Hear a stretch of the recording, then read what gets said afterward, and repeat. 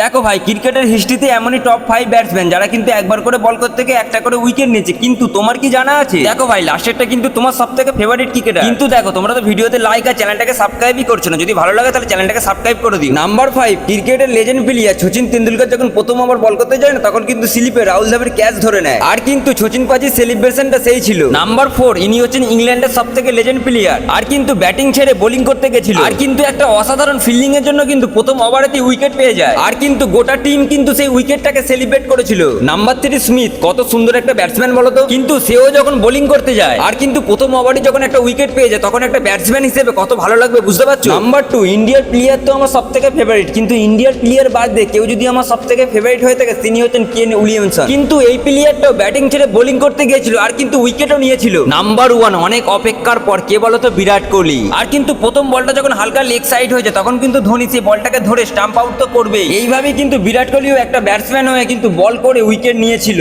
আর তুমি কি বলবে না কমেন্টে তোমার সবথেকে ফেভারিট ক্রিকেটার কে?